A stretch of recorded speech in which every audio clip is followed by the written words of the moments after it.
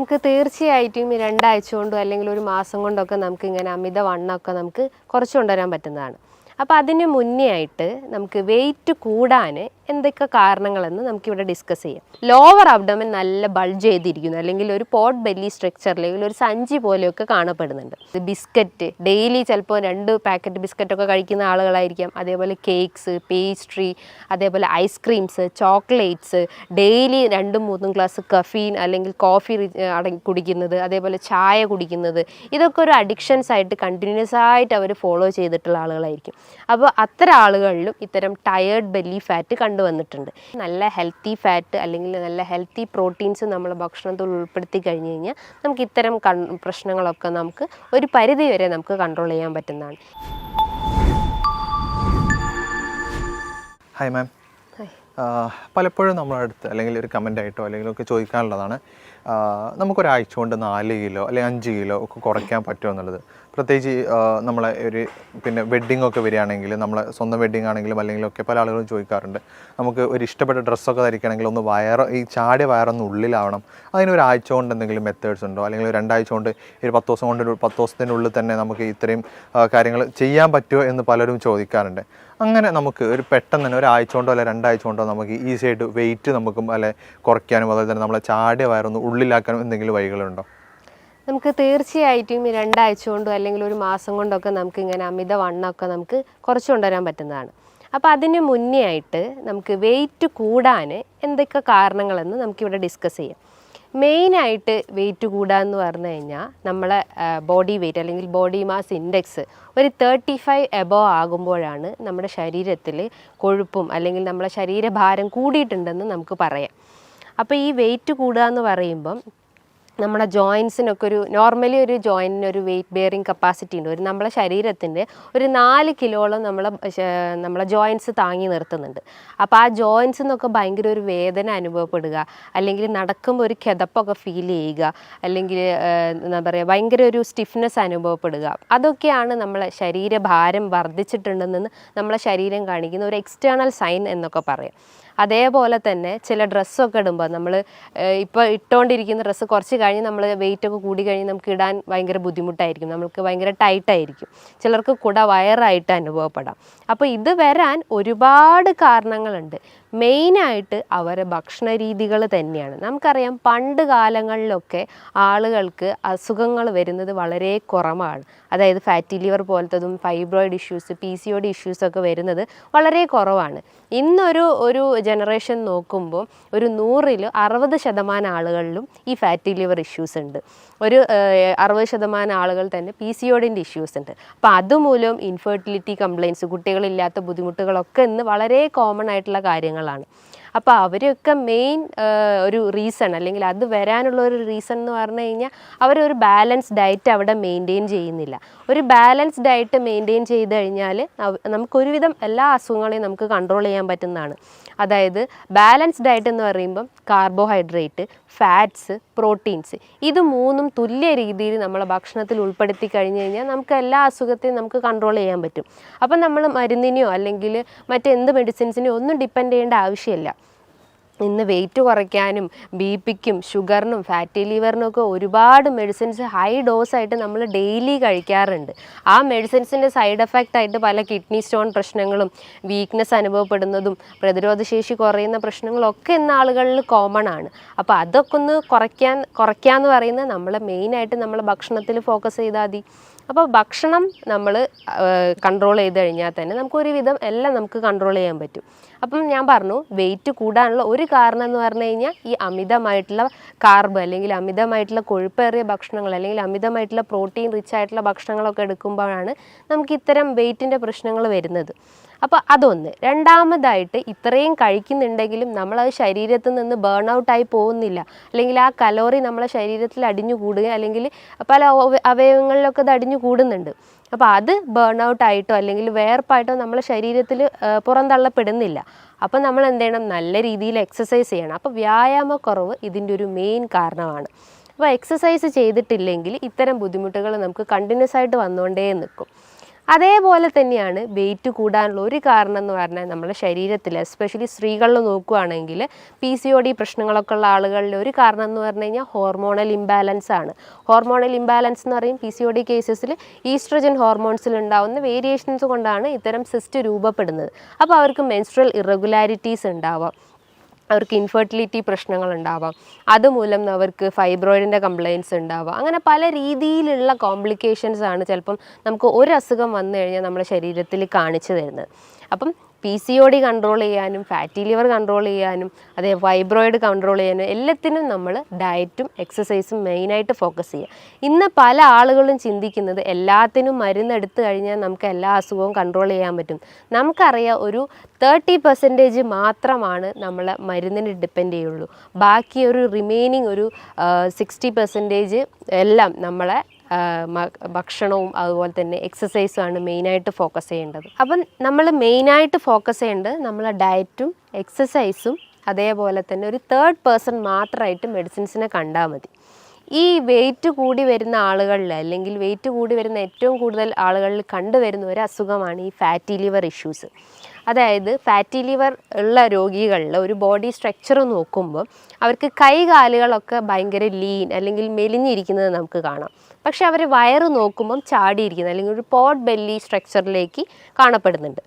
അതായത് pot belly structure എന്ന് പറയുമ്പം നമ്മൾ ഈ ഒരു വാരിയലിൻ്റെ താഴെയായിട്ട് വയറിങ്ങനെ ചാടിയിരിക്കുന്നത് നമുക്ക് കാണാം. അതിൻ്റെ ഒരു മെയിൻ കാരണം എന്ന് പറഞ്ഞു കഴിഞ്ഞാൽ ലിവർ സംബന്ധമായിട്ടുള്ള എന്തോ ഒരു അസുഖം അയാൾക്ക് വന്നിട്ടുണ്ടെന്ന്. മെയിനായിട്ട് ഫാറ്റി ലിവർ ഇഷ്യൂസ്, അതേപോലെ തന്നെ സിറോസിസ് കംപ്ലയിൻസ് ഉള്ള ആളുകൾ, അതായത് അവർക്ക് ലോവർ അബ്ഡോമൻ നല്ല ബൾജ് ചെയ്തിരിക്കുന്നു അല്ലെങ്കിൽ ഒരു പോട്ട് ബെല്ലി സ്ട്രക്ചർ അല്ലെങ്കിൽ ഒരു സഞ്ചി പോലെയൊക്കെ കാണപ്പെടുന്നുണ്ട്. അപ്പോൾ ഇവർ മെയിനായിട്ട് ഫോക്കസ് ചെയ്യേണ്ടതെന്ന് പറഞ്ഞാൽ നല്ല കൊഴുപ്പുകളെ ഭക്ഷണത്തിൽ സപ്ലൈ ചെയ്യാൻ ശ്രമിക്കുക. അതായത് ഹെൽത്തി ഫാറ്റ് ആയിട്ടുള്ള omega-3 ഫാറ്റി ആസിഡ്സ് അവരെ ഭക്ഷണത്തിൽ എടുക്കാം. അപ്പോൾ ചോദിക്കും omega-3 ഫാറ്റി ആസിഡ്സ് ഏത് ഭക്ഷണത്തിലാണ് അടങ്ങിയിട്ടുള്ളത്? ഒരുവിധം എല്ലാ വീഡിയോസിലും ഓൾമോസ്റ്റ് എല്ലാ ഡോക്ടേഴ്സും പറയുന്നത് തന്നെയാണ് മെയിനായിട്ടുള്ളത്. അതായത് ചെറിയ മത്സ്യങ്ങളിൽ നമുക്ക് omega-3 ഫാറ്റി ആസിഡ്സ് ഉണ്ട്. ചെറിയ മത്സ്യങ്ങൾ എന്ന് പറയുമ്പം അയല, മത്തി, നെത്തോലി, ഇതിൻ്റെ അകത്തൊക്കെ ചെറിയ രീതിയിൽ അതായത് ഒരു 30% അല്ലെങ്കിൽ ഒരു 40% omega-3 ഫാറ്റി ആസിഡ്സ് അടങ്ങിയിട്ടുണ്ട്. അതോടൊപ്പം തന്നെ കാൽഷ്യം അടങ്ങിയിട്ടുണ്ട്. ഈ കാൽഷ്യം കണ്ടന്റ് ഉള്ളത് കൊണ്ട് തന്നെ നമുക്ക് ജോയിൻറ്റ് റിലേറ്റ് ചെയ്തിട്ടുള്ള എന്തെങ്കിലും ഇഷ്യൂസ് അല്ലെങ്കിൽ എല്ല് സതമായിട്ടുള്ള എന്തെങ്കിലും ഇഷ്യൂസ് ഉണ്ടെങ്കിൽ അതൊക്കെ ഒന്ന് കൺട്രോൾ ചെയ്യാൻ പറ്റുന്നതാണ്. അപ്പം നല്ല രീതിയിൽ ഹെൽത്തി ഫാറ്റ്സ് ഭക്ഷണത്തിൽ ഉൾപ്പെടുത്താൻ ശ്രമിക്കാം. അപ്പോൾ അത് നമ്മളെ ഡയറ്റിൽ ഉൾപ്പെടുത്തി കഴിഞ്ഞ് കഴിഞ്ഞാൽ നമുക്ക് ഇത്തരം പോട്ട് ബെല്ലി പ്രശ്നങ്ങളോ അല്ലെങ്കിൽ ഫാറ്റി ലിവർ ഇഷ്യൂസ് ഉണ്ടെങ്കിൽ അതൊക്കെ നമുക്കൊന്ന് കൺട്രോൾ ചെയ്യാൻ പറ്റുന്നത്. അതേപോലെ തന്നെയാണ് അവർ ഭക്ഷണത്തിൽ വൈറ്റമിൻസ് സി റിച്ച് ആയിട്ടുള്ള ഭക്ഷണങ്ങൾ എടുക്കാൻ ശ്രമിക്കുക. അപ്പോൾ ചോദിക്കും വൈറ്റമിൻ സി എന്തൊക്കെയാണെന്ന്. വൈറ്റമിൻ സി എന്ന് പറഞ്ഞു കഴിഞ്ഞാൽ അസ്കോർബിക് ആസിഡ് അത് അടങ്ങിയിട്ടുള്ള ഭക്ഷണങ്ങൾ എന്ന് പറയുമ്പോൾ എന്താണ്? നാരങ്ങ, മൊസമ്പി, നെല്ലിക്ക, നമ്മളെ തൊടിയിലൊക്കെ ഉണ്ടാകുന്ന നെല്ലിക്ക എന്ന് പറയുമ്പോൾ നമ്മളെ പ്രതിരോധശേഷി വർദ്ധിപ്പിക്കുന്നു, നമ്മളെ ഹെയർ ഗ്രോത്ത് ഇൻക്രീസ് ചെയ്യുന്നു. അതുപോലെ തന്നെ സ്കിന്നിന് എന്തെങ്കിലും ഇഷ്യൂസോ ഡിസ്കളറേഷനോ അല്ലെങ്കിൽ എന്തെങ്കിലും അങ്ങനെ ചുളിവ് പോലെയൊക്കെ വരുന്ന ഇഷ്യൂസൊക്കെ ഉണ്ടെങ്കിൽ അതിനെയൊക്കെ ഒന്ന് കൺട്രോൾ ചെയ്യാൻ വേണ്ടിയിട്ട് നമുക്ക് ഡെയിലി ഒരു 1-2 നെല്ലിക്ക കഴിക്കുന്നത് നല്ലതാണ്. അതേപോലെ തന്നെയാണ് കുട്ടികളിൽ വിരശല്യം എന്ന് വളരെ കോമൺ ആയിട്ടുള്ള ഒന്നാണ്. അപ്പോൾ കുട്ടികളുടെ അമ്മമാർ പറയുന്ന ഒരു ബുദ്ധിമുട്ട് എന്ന് പറഞ്ഞാൽ അവർ പൊക്കിളിന് ചുറ്റായിട്ട് വേദന പറയുന്നു, ഓക്കാനം, ഛർദി, ഫുഡൊന്നും കഴിക്കുന്നില്ല, പെട്ടെന്ന് അവർ വൊമിറ്റ് ചെയ്യുന്നു, അതേപോലെ ഒരു വീക്ക്നെസ് വരുന്നു, വെയിറ്റ് കുറയുന്നു. ഇതൊക്കെയാണ് കുട്ടികളിൽ വിരശല്യം വരുന്നതിൻ്റെ ഒരു ലക്ഷണങ്ങളായിട്ട് പറയുന്നത്. അപ്പോൾ കുട്ടികൾക്കായാലും അവർക്ക് ഡെയിലി ഒരു 1-2 നെല്ലിക്ക കൊടുക്കുന്നത് ഏറ്റവും നല്ലതാണ്. ഇത് അവരെ ദഹന വ്യവസ്ഥ ഇമ്പ്രൂവ് ചെയ്യുന്നു. അതായത് ദഹന സംബന്ധമായിട്ട് എന്തെങ്കിലും ബുദ്ധിമുട്ടുകൾ ഉണ്ടെങ്കിൽ, അതായത് എന്തെങ്കിലും സീലിയാക് ഡിസീസോ അല്ലെങ്കിൽ ലാക്ടോസ് ഇൻടോളറൻസ് പോലത്തെ എന്തെങ്കിലും ബുദ്ധിമുട്ടുകൾ ഉണ്ടെങ്കിൽ ആ ദഹനത്തിനൊന്ന് ഇമ്പ്രൂവ് ചെയ്യാൻ സഹായിക്കുന്നതാണ് ഈ നെല്ലിക്ക എന്ന് പറഞ്ഞിട്ടുള്ള ആ ഒരു ഇന്ത്യൻ ഗൂസ്ബെറി. അതേപോലെ തന്നെയാണ് അവരുടെ ഭക്ഷണത്തിൽ ഫൈബർ റിച്ച് ആയിട്ടുള്ള ഭക്ഷണങ്ങൾ എടുക്കാൻ ശ്രമിക്കുക. ഫൈബർ എന്ന് പറയുന്നത് നല്ല രീതിയിൽ നാരുകൾ അടങ്ങിയിട്ടുള്ളത്, അതായത് പൊമോഗ്രാനൈറ്റ്, ഓറഞ്ച്, മൊസമ്പി, ഗ്രേപ്സ്, വെജിറ്റബിൾസിൽ നോക്കുമ്പം കുക്കുംബർ, ക്യാരറ്റ്, ഇതിൻ്റെ അകത്തൊക്കെ ഒരുപാട് ഫൈബർ അടങ്ങിയിട്ടുണ്ട്. ഇത് നമ്മളെ ദഹനത്തിനെ നല്ല രീതിയിൽ ഇമ്പ്രൂവ് ചെയ്യാൻ സഹായിക്കുന്നു. ഇനിയിപ്പോൾ മലബന്ധം പ്രശ്നങ്ങളൊക്കെ ഉള്ള ആളുകളാണെങ്കിൽ എല്ലാ ഡോക്ടേഴ്സും പറയുന്ന ഒന്നാണ് അവർ നല്ല രീതിയിൽ വാട്ടർ ഇൻടേക്ക് വെച്ചാൽ ബോഡി വാട്ടർ ഇൻടേക്ക് നല്ല രീതിയിൽ കൂട്ടുക. അതേപോലെ തന്നെയാണ് ഫൈബർ റിച്ച് ആയിട്ടുള്ള ഭക്ഷണങ്ങൾ എടുക്കാൻ ശ്രമിക്കുക. അപ്പം ഇതും നമ്മളെ ഡയറ്റിൽ ഉൾപ്പെടുത്തി കഴിഞ്ഞ് കഴിഞ്ഞാൽ നമുക്ക് ദഹന സംബന്ധമായിട്ടുള്ള എന്തെങ്കിലും പ്രശ്നങ്ങളുണ്ടെങ്കിൽ അത് കൺട്രോൾ ചെയ്യും. അതോടൊപ്പം തന്നെ നമ്മളെ വെയിറ്റിനൊന്ന് മെയിൻറ്റെയിൻ ചെയ്യാൻ സഹായിക്കുന്നതാണ്. അതേപോലെ തന്നെയാണ് അവരുടെ ഭക്ഷണത്തിൽ പ്രോട്ടീൻ്റെ കണ്ടൻറ്റും ഇൻക്ലൂഡ് ചെയ്യാൻ ശ്രമിക്കുക. പ്രോട്ടീൻ എന്ന് പറയുമ്പോൾ ചെറിയ മത്സ്യങ്ങളാവട്ടെ, നട്ട്സ് ആവട്ടെ, സീഡ്സ് ആവട്ടെ, പംകിൻ സീഡ്സ്, ഫ്ലാക്സ് സീഡ്സ്, ബദാം, ആൽമണ്ട്, ഇതൊക്കെ അവരുടെ ഭക്ഷണത്തിൽ ഉൾപ്പെടുത്തി കഴിഞ്ഞ് കഴിഞ്ഞാൽ അവർക്ക് ഒരുവിധം എല്ലാ ലൈഫ് സ്റ്റൈൽ ഡിസീസസും അവർക്ക് കൺട്രോൾ ചെയ്യാൻ പറ്റും. ഇന്ന് ഒരുവിധം അസുഖങ്ങൾക്കൊക്കെ മെയിൻ കാരണം എന്ന് പറഞ്ഞു കഴിഞ്ഞാൽ അമിതമായിട്ടുള്ള മദ്യപാനമാണ്, അല്ലെങ്കിൽ അമിതമായിട്ടുള്ള പുകവലിയാണ്. അപ്പോൾ ഈ പുകവലിയും മദ്യപാനമാണ് നമ്മളെ ഫാറ്റി ലിവറിനെ ട്രിഗർ ചെയ്യുന്നത്. സിറോസിസിൻ്റെ ഒരു മെയിൻ വില്ലനായിട്ട് പറയാം, നമുക്ക് ഒരു 10% വില്ലനായിട്ട് നമുക്ക് പറയാം ഈ ഒരു ആൽക്കഹോളിക് അഡിക്ഷൻസ് ആണ്. അപ്പം എല്ലാ അസുഖത്തിനെയും നമുക്ക് തടഞ്ഞു നിർത്താൻ പറ്റുന്നതാണ് നമ്മൾ ഈ പൂർണ്ണമായിട്ടും ആൽക്കഹോളും സ്മോക്കിംഗ് അഡിക്ഷൻസ് ഉണ്ടെങ്കിൽ അത് പൂർണ്ണമായിട്ടും ഒഴിവാക്കാൻ ശ്രമിക്കുക. അതേപോലെ തന്നെ ഈ കുടവയറ് അല്ലെങ്കിൽ അമിതവണ്ണമുള്ള ആളുകളിൽ ഒരു കണ്ടീഷനാണ് ടയേർഡ് ബെല്ലി ഫാറ്റ് എന്ന് പറയും. ടയേർഡ് ബെല്ലി ഫാറ്റ് എന്ന് പറയുമ്പം 2 ടയർ രൂപത്തിലായിട്ട് ഇങ്ങനെ വയറ് കിടക്കുന്നു. ഒന്ന് നമ്മുടെ വാരിയലിൻ്റെ താഴെയായിട്ടും ഒന്ന് നമ്മുടെ ലോവർ അബ്ഡമനിലായിട്ടും ഇങ്ങനെ വയറ് ചാടി കിടക്കുന്നത് കാണാം. ഇതിൻ്റെ ഒരു കാരണം എന്ന് പറഞ്ഞു കഴിഞ്ഞാൽ അവർ നല്ല രീതിയിൽ ഭക്ഷണം കഴിക്കുന്നു, അതായത് അമിതമായിട്ട് വലിച്ചു വാരി കഴിക്കുന്നു. ഒരു പ്രോപ്പർ ടൈമിംഗ് അവിടെ മെയിൻറ്റെയിൻ ചെയ്യുന്നില്ല. ബ്രേക്ക്ഫാസ്റ്റ് എന്ന് പറയുമ്പോൾ നമുക്കറിയാം ഒരു ബ്രെയിൻ ഫുഡായിട്ടാണ് വർക്ക് ചെയ്യുന്നത്. അപ്പോൾ പ്രോപ്പർ ടൈമിങ്ങിൽ ബ്രേക്ക്ഫാസ്റ്റ് കഴിച്ചിട്ടില്ലെങ്കിൽ നമുക്ക് ആ ഒരു ഫുൾ ഡേ റൂട്ടീൻ തന്നെ നമ്മൾ ഡിസോർഡേർഡ് ആയിപ്പോകും. കാരണം നമ്മളെ ദഹനത്തിന് അല്ലെങ്കിൽ നമ്മളെ വയറിനറിയാം നമ്മൾ ഇന്ന ടൈമിലാണ് ഫുഡ് കഴിക്കുക. അപ്പോൾ ആ ഒരു ആ ഒരു ഡിസ്ഫങ്ഷൻ തന്നെ അവിടെ കറക്റ്റ് ആവില്ല. പ്രോപ്പറായിട്ട് നമ്മളെ ദഹനം ഫങ്ഷൻ ചെയ്യുന്നില്ല. അപ്പം ബ്രേക്ക്ഫാസ്റ്റ് സ്കിപ്പ് ചെയ്ത് കഴിഞ്ഞാൽ ഇത്തരം ഇഷ്യൂസ് വരാനുള്ള ചാൻസസ് ഉണ്ട്. അതേപോലെ തന്നെ അവർ നല്ല രീതിയിൽ ഈ ഫ്രക്ടോസ് അല്ലെങ്കിൽ നല്ല രീതിയിൽ മധുരമേറിയ ഭക്ഷണങ്ങൾ എടുക്കാൻ ശ്രമിക്കുന്നത്. അതായത് ബിസ്ക്കറ്റ് ഡെയിലി ചിലപ്പോൾ 2 പാക്കറ്റ് ബിസ്ക്കറ്റൊക്കെ കഴിക്കുന്ന ആളുകളായിരിക്കാം. അതേപോലെ കേക്ക്സ്, പേസ്ട്രി, അതേപോലെ ice creams, chocolates, daily 2-3 glass caffeine അല്ലെങ്കിൽ കോഫി കുടിക്കുന്നത്, അതേപോലെ ചായ കുടിക്കുന്നത്, ഇതൊക്കെ ഒരു അഡിക്ഷൻസ് ആയിട്ട് കണ്ടിന്യൂസ് ആയിട്ട് അവർ ഫോളോ ചെയ്തിട്ടുള്ള ആളുകളായിരിക്കും. അപ്പോൾ അത്തരം ആളുകളിലും ഇത്തരം ടയേർഡ് ബെല്ലി ഫാറ്റ് കണ്ടുവന്നിട്ടുണ്ട്. ഇതിനെ അവർ മെയിനായിട്ട് ശ്രദ്ധിക്കേണ്ടത് ഇത്തരം ദുശീലങ്ങളുണ്ടെങ്കിൽ അത് പൂർണ്ണമായിട്ട് ഒഴിവാക്കാൻ ശ്രമിക്കുക. പകരം നല്ല രീതിയിൽ ബെല്ലി എക്സസൈസസ് ചെയ്യാൻ ശ്രമിക്കുക. അതായത് സ്ട്രെച്ചിങ് എക്സസൈസ്, നമ്മളെ മസിലൊക്കെ ഒന്ന് സ്ട്രെച്ച് ചെയ്യുന്ന രീതിയിലുള്ള നല്ല ബെൻഡിങ് എക്സസൈസോ അല്ലെങ്കിൽ സ്കിപ്പിങ്ങോ ജമ്പിങ്ങോ അങ്ങനെ പല രീതിയിലുള്ള എക്സസൈസ് ഫോളോ ചെയ്യാൻ ശ്രമിക്കുക. ഇനിയിപ്പോൾ ഡിസ്ക് ഒക്കെ കംപ്ലൈൻ്റ് ഉള്ള ആളുകളൊക്കെ ആണെങ്കിൽ അവർ ലൈറ്റായിട്ടുള്ള എക്സസൈസ് ഫോളോ ചെയ്യാൻ ശ്രമിക്കുക. ചില രീതിയിലുള്ള യോഗ അല്ലെങ്കിൽ ജസ്റ്റ് ഒരു നടത്തം അല്ലെങ്കിൽ ഒരു ഓട്ടം, ഇതൊക്കെ മെയിനായിട്ട് ഫോക്കസ് ചെയ്യാൻ ശ്രമിക്കുക. അതേപോലെ തന്നെയാണ് ഈ കുടവയർ അല്ലെങ്കിൽ വെയിറ്റ് കൂടി വരുന്ന കുറച്ച് ആളുകളിൽ കണ്ടിട്ടുള്ളതാണ് മോംസ് ബെല്ലി ഫാറ്റ് എന്ന് പറയും. മോംസ് ബെല്ലി ഫാറ്റ് എന്ന് പറയുമ്പോൾ ആ വാക്കുകൊണ്ട് തന്നെ നമുക്ക് ഉദ്ദേശിക്കാം, അതായത് സ്ത്രീകളിൽ പ്രഗ്നൻസി അല്ലെങ്കിൽ ഡെലിവറിക്ക് ശേഷം കാണപ്പെടുന്ന ഒന്നാണ് മോംസ് ബെല്ലി ഫാറ്റ്. ഇതിൻ്റെ ഒരു കാരണം എന്ന് പറഞ്ഞു കഴിഞ്ഞാൽ അവർ ആ ഒരു അബ്ഡോമിനൽ മസിൽസ് നന്നായിട്ട് സ്ട്രെച്ച് ചെയ്യും. ഇപ്പോൾ സിസേറിയൻ സെക്ഷൻ ആയാലും അല്ലെങ്കിൽ നോർമൽ ഡെലിവറി ആയാലും നല്ല രീതിയിൽ ആ മസിൽസ് ഒന്ന് സ്ട്രെച്ച് ചെയ്യാനുള്ള ചാൻസസ് ഉണ്ട്. അപ്പോൾ അതുമൂലമാണ് അവർക്ക് ഈ ഒരു കുടവയർ അല്ലെങ്കിൽ അമിതവണ്ണമൊക്കെ ഡെവലപ്പ് ചെയ്യുന്നത്. അപ്പോൾ അവരും മെയിനായിട്ട് ശ്രദ്ധിക്കേണ്ടത് അവരുടെ എക്സസൈസാണ് മെയിനായിട്ട്. അതേപോലെ തന്നെയാണ് hormonal belly fat. Hormonal belly fat എന്ന് പറയുമ്പം ഈ ഒരു വാക്കും തന്നെ നമുക്ക് ഐഡൻറ്റിഫൈ ചെയ്യാം. ഹോർമോണൽ ഇംബാലൻസ് കൊണ്ട് വരുന്നതാണ്. അതിലൊന്നാണ് PCOD ഇഷ്യൂസ്, രണ്ടാമതാണ് തൈറോയിഡ് ഇഷ്യൂസ്. ഇത് മൂലം അവർ ശരീരത്തിൽ അമിതമായിട്ട് കൊഴുപ്പടിഞ്ഞുകൂടുന്നു. നമുക്കറിയാം PCOD എന്ന് പറയുമ്പോൾ എന്താ, ഡയബറ്റിസ് ഓഫ് ഓവറി എന്നാണ്.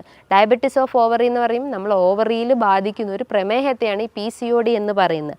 അതായത് അതിൻ്റെ മെയിൻ ഒരു റീസൺ അല്ലെങ്കിൽ ഒരു മെയിൻ വില്ലൻ എന്ന് പറയുന്നത് ഇൻസുലിൻ റെസിസ്റ്റൻസ് ആണ്. നമ്മൾ കഴിക്കുന്ന ഭക്ഷണത്തിന് എനർജി ആയിട്ട് അവിടെ കൺവേർഷൻ നടക്കുന്നില്ല. അതുമൂലം നമുക്ക് ഗ്ലൂക്കോസ് മോളിക്യൂൾസിന് അല്ലെങ്കിൽ ഇൻസുലിൻ റിസപ്റ്റേഴ്സിന് കറക്റ്റായിട്ട് അത് ഐഡൻറ്റിഫൈ ചെയ്യാൻ പറ്റാത്തൊരവസ്ഥ വരുന്നു.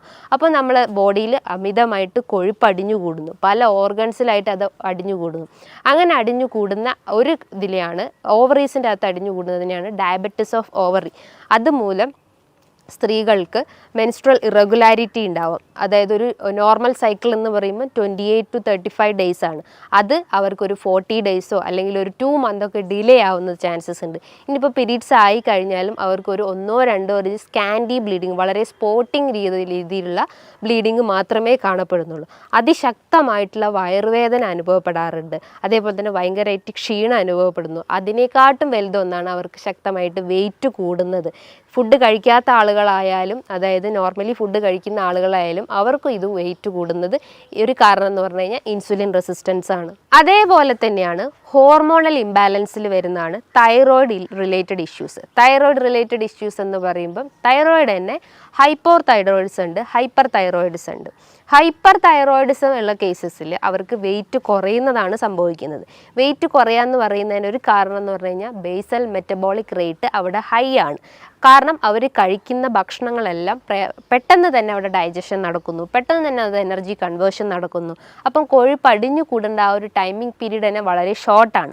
അതുമൂലം അവർക്ക് വെയിറ്റ് കുറയുന്നതാണ് സംഭവിക്കുന്നത്. പക്ഷെ നേരെ തിരിച്ചാണ് ഹൈപ്പോ തൈറോയിഡിസം പേഷ്യൻസിൽ.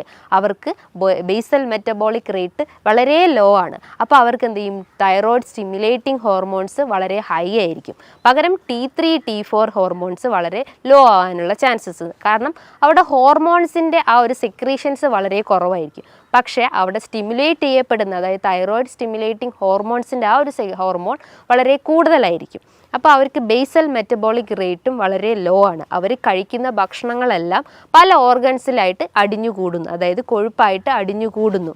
അതിലൊന്നാണ് നമുക്ക് വെയിറ്റ് കൂടുന്നതിൻ്റെ ഒരു ലക്ഷണമായിട്ട് നമുക്ക് പറയാം. അതേപോലെ തന്നെയാണ് തൈറോയിഡ് രോഗികളിൽ അമിതമായിട്ടുള്ള ക്ഷീണം അനുഭവപ്പെടുന്നു. അതായത് ഹൈപ്പോ തൈറോയിഡിസം പേഷ്യൻസിൽ അതിശക്തമായിട്ടുള്ള ക്ഷീണം അനുഭവപ്പെടുന്നു. അവർക്ക് മുടികൊഴിച്ചിലിൻ്റെ പ്രശ്നങ്ങളുണ്ടാകുന്നു, സ്കിന്ന് ഭയങ്കര ഡ്രൈ ആവുന്നു. ഇനിയിപ്പോൾ ദഹന വ്യവസ്ഥ നോക്കുകയാണെങ്കിൽ അവർക്ക് മലം കൃത്യമായിട്ട് പോകാത്തൊരവസ്ഥ വരുന്നു, അതായത് കോൺസ്റ്റിപ്പേഷൻ പ്രശ്നങ്ങളുണ്ടാകുന്നു. അതുമൂലം അവർക്ക് പൈൽസിൻ്റെ പ്രശ്നങ്ങളുണ്ടാകുന്നു, ഹെമറോയിഡ്സിൻ്റെ പ്രശ്നങ്ങളുണ്ടാകുന്നു. അങ്ങനെ പല കോംപ്ലിക്കേഷൻസ് ആയിട്ട് ഓരോ ആളുകളിലും ഇന്ന് ഈ ഒരു ബുദ്ധിമുട്ട് കണ്ടുവരുന്നുണ്ട്. ഇതിൻ്റെയൊക്കെ മെയിൻ റീസൺ എന്ന് പറഞ്ഞു കഴിഞ്ഞാൽ അവർ കഴിക്കുന്ന കാർബിൻ്റെ കണ്ടൻറ്റ് ഇൻക്രീസ് ചെയ്തിട്ടുണ്ടാവും, പ്രോട്ടീൻ്റെ കണ്ടൻറ്റ് ഇൻക്രീസ് ആയിട്ടുണ്ടാവും, ഫാറ്റിൻ്റെ കണ്ടൻറ്റ് ഇൻക്രീസ് ആയിട്ടുണ്ടാവും. ഇതൊന്നും കൃത്യമായ രീതിയിൽ അവരുടെ ഡയറ്റിൽ ഉൾപ്പെടുത്താത്തതുകൊണ്ടാണ് ഇത്രയും പ്രശ്നങ്ങൾ ഉണ്ടാകുന്നത്. അപ്പോൾ എപ്പോഴും അവിടെ ഒരു ബാലൻസ് ഡയറ്റ് മെയിൻറ്റെയിൻ ചെയ്യാൻ ശ്രമിക്കുക. പല ആളുകളും ഇന്ന് വണ്ണം കുറയ്ക്കാൻ വേണ്ടിയിട്ട് പല രീതിയിലുള്ള ഡയറ്റ് ഫോളോ ചെയ്യുന്നു, അതേപോലെ തന്നെ പല ഫാസ്റ്റിംഗ് ഫോളോ ചെയ്യുന്നു. ആ ഫാസ്റ്റിങ്ങിൽ ഒന്നാണ് ഇൻ്റർമീഡിയൻറ്റ് ഫാസ്റ്റിംഗ്. ഇൻ്റർമീഡിയൻറ്റ് ഫാസ്റ്റിംഗ് നമ്മൾ ചെയ്യുമ്പോൾ നമ്മൾ ശരീരത്തിൽ അടിഞ്ഞുകൂടി കിടക്കുന്ന കൊഴുപ്പിനെയൊക്കെ ഒന്ന് അലിയിച്ച് കളയും, അല്ലെങ്കിൽ അതിനെ ബേൺ ഔട്ട് ചെയ്യാൻ സഹായിക്കുന്ന ഒരു മെത്തേഡാണ് ഇൻ്റർമീഡിയൻറ്റ് ഫാസ്റ്റിംഗ്. അതായത് ഒരു 16 hours അല്ലെങ്കിൽ 14 to 16 hours നമ്മൾ ഫുഡെല്ലാം സ്കിപ്പ് ചെയ്തിട്ട് ഈവൺ ഒരു വാട്ടർ ഇൻടേക്ക് പോലും അവിടെ പാടില്ല. അപ്പോൾ അത്രയും ഫാസ്റ്റിംഗ് അവിടെ മെയിൻറ്റെയിൻ ചെയ്ത് കഴിഞ്ഞാൽ അവർക്ക് ഈ ഒരു ക്ഷീണം അല്ലെങ്കിൽ ഇത്തരം കൊഴുപ്പൊക്കെ നമ്മുടെ ശരീരത്തിൽ നിന്ന് തന്നെ നമുക്ക് ബേൺ ഔട്ട് ചെയ്യാൻ സഹായിക്കാവുന്നതാണ്. ഇനിയിപ്പം ഈ ഒരു ഡയറ്റ് ഫാസ്റ്റിംഗ് മാത്രമാണെങ്കിൽ അവരെന്തൊക്കെയാണ് അവരുടെ ഭക്ഷണത്തിൽ ഉൾപ്പെടുത്തേണ്ടതെന്ന് പലർക്കുമുള്ള സംശയങ്ങളുണ്ടാവും. എത്ര രീതിയിൽ കാർബ് എടുക്കണം, എത്ര രീതിയിൽ പ്രോട്ടീൻസ് എടുക്കണം, എത്ര രീതിയിൽ ഫാറ്റ്സ് എടുക്കണം എന്ന് പല ആളുകളും ചോദിക്കാറുണ്ട്. അപ്പോൾ കാർബ്സിൻ്റെ അളവ് നോക്കുമ്പം നമ്മളൊരു ഈക്വൽ എമൗണ്ടിൽ അതിൽ 20%, ഒരു 100% നോക്കുമ്പോൾ അതിൻ്റെ ഒരു 20% അല്ലെങ്കിൽ ഒരു 20-30% മാത്രമേ നമ്മൾ കാർബിൻ്റെ അളവ് എടുക്കാൻ പാടുള്ളൂ. അതേപോലെ തന്നെ ഒരു ഈക്വൽ എമൗണ്ട് തന്നെ നമ്മൾ പ്രോട്ടീൻസിൻ്റെ അളവും ഫാറ്റ്സിൻ്റെ അളവും മെയിൻറ്റെയിൻ ചെയ്യാൻ ശ്രമിക്കുക. അതേപോലെ നമ്മൾ ശ്രദ്ധിക്കേണ്ട ഒരു കാര്യം എന്ന് പറഞ്ഞു കഴിഞ്ഞാൽ നമ്മൾ വലിച്ചു വാരി, അതായത് 3 നേരം നമ്മൾ വലിച്ചു വാരി ഭക്ഷണം കഴിക്കുന്നതിന് പകരം നമ്മൾ 6 നേരമാക്കി ഭക്ഷണം കഴിക്കുക. അതായത് ഒരു കൃത്യസമയത്ത് ഭക്ഷണം കഴിക്കാൻ ശ്രമിക്കുക. ഇന്ന് നമ്മൾ 7 മണിക്ക് കഴിച്ചു കഴിഞ്ഞാൽ നമ്മൾ നെക്സ്റ്റ് ഡേ ഒരു 10 മണിക്ക് കഴിച്ചു കഴിഞ്ഞാൽ നമ്മളെ ബോഡി ബാലൻസ് തന്നെ ഇംപ്രോപ്പർ ആവും. അപ്പോൾ ഒരു കൃത്യ ടൈമിങ്ങിൽ ഫുഡ് കഴിക്കാൻ ശ്രമിക്കുക. മോർണിംഗിൽ നമ്മൾ ഒരു 7 to 8 ഉള്ളിൽ കൃത്യമായിട്ട് ബ്രേക്ക്ഫാസ്റ്റ് കഴിക്കാൻ ശ്രമിക്കുക. രാവിലെ എഴുന്നേറ്റാൽ ഉടനെ തന്നെ വെറും വയറ്റിൽ ഒരു തിളപ്പിച്ചാറിയ വെള്ളം കുടിക്കുക ശ്രമിക്കുക. ആ വാട്ടറിൻ്റെ അകത്തേക്കൊന്നും ആഡ് ചെയ്യേണ്ട ആവശ്യമില്ല. നല്ല തിളപ്പിച്ചാറിയ വെള്ളം കുടിച്ചു കഴിഞ്ഞാൽ നമുക്ക് എന്തെങ്കിലും മലബന്ധം പ്രശ്നങ്ങളോ അല്ലെങ്കിൽ ഗ്യാസിൻ്റെ പ്രശ്നങ്ങളോ നെഞ്ചരിച്ചിലിൻ്റെ പ്രശ്നങ്ങളോ ഒക്കെ ഉണ്ടെങ്കിൽ അതിനൊക്കെ ഒന്ന് കൺട്രോൾ ചെയ്യാൻ പറ്റുന്നതാണ് ഈ ഒരു വാട്ടർ ഇൻടേക്ക് എന്ന് പറയുന്നത്. അതിനുശേഷം നമ്മൾക്ക് നമ്മുടെ ബ്രേക്ക്ഫാസ്റ്റ് സ്റ്റാർട്ട് ചെയ്യാവുന്നതാണ്. ഇനിയിപ്പോൾ പ്രമേഹ രോഗികളായാലും തന്നെ അവർ ആ ഒരു കാർബിൻ്റെ അളവൊക്കെ കുറച്ചിട്ട് അവർ നല്ല രീതിയിൽ പ്രോട്ടീൻ്റെ അളവും അല്ലെങ്കിൽ ഫാറ്റ്സിൻ്റെ അളവും മെയിൻറ്റെയിൻ ചെയ്യാൻ ശ്രമിക്കുക. ഇനി ഒരു 11 മണിയാകുമ്പോൾ അവർക്ക് എന്തെങ്കിലും ഒരു ഫ്രൂട്ട്സ് ഐറ്റംസോ അല്ലെങ്കിൽ ഫ്രൂട്ട് സാലഡൊക്കെ ആയിട്ടിട്ട് ഭക്ഷണത്തിൽ ഉൾപ്പെടുത്താവുന്നതാണ്.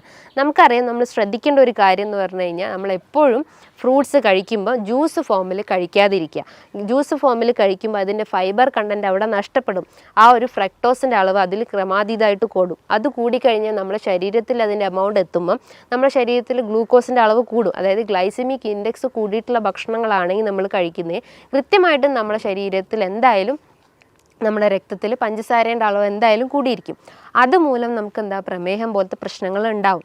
അപ്പോൾ എന്തായാലും നമ്മൾ ഫ്രൂട്ട്സ് കഴിക്കുമ്പോൾ ഒരു 1 hour അല്ലെങ്കിൽ ഒരു ½ an hour മീൽസിന് മുന്നായിട്ട് കഴിക്കാൻ ശ്രമിക്കുക. അതും നല്ല രീതിയിൽ ചോപ്പ് ചെയ്തിട്ട് കട്ട് ചെയ്തിട്ട് അതിൻ്റെ അകത്ത് എന്തെങ്കിലും യോഗേർട്ടൊക്കെ ആഡ് ചെയ്ത് കഴിക്കുന്നത് നല്ല കാര്യമാണ്.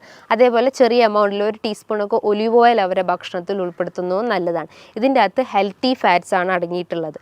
അതേപോലെ തന്നെയാണ് നമ്മൾ ലഞ്ച് ടൈമിൽ നമ്മൾ ചോറിൻ്റെ അളവ് കുറച്ചിട്ട് നമുക്ക് ധാന്യങ്ങളായിട്ട് തോരനോ ഉപ്പേരിയോ നമ്മളെ ഭക്ഷണത്തിൽ ഉൾപ്പെടുത്താം. പല ആളുകളും ഒരു പ്ലേറ്റ് നിറച്ചോളം നമുക്ക് ഈ ഒരു ഫ്രൂട്ട്സ് അല്ലെങ്കിൽ ധാന്യങ്ങൾ അല്ലെങ്കിൽ നമ്മളെ കറികളൊക്കെ നമുക്ക് ഭക്ഷണത്തിൽ ഉൾപ്പെടുത്താം. പകരം നമ്മൾ എന്ത് ചെയ്യും, അതിന് പകരം നമ്മൾ നല്ല ഒരു കൂമ്പാരം നിറയെ നമ്മൾ ചോറെടുക്കുന്നു. ആ ചോറിൻ്റെ അളവ് അവിടെ കുറച്ച് കഴിഞ്ഞാൽ നമുക്ക് ഇത്തരം പ്രശ്നങ്ങളൊക്കെ നമുക്ക് കൺട്രോൾ ചെയ്യാൻ പറ്റുന്നതാണ്. ആ ഒരു ഫുഡ് ടൈമിങ് എപ്പോഴും നമ്മൾ മെയിൻറ്റെയിൻ ചെയ്യാൻ ശ്രമിക്കുക.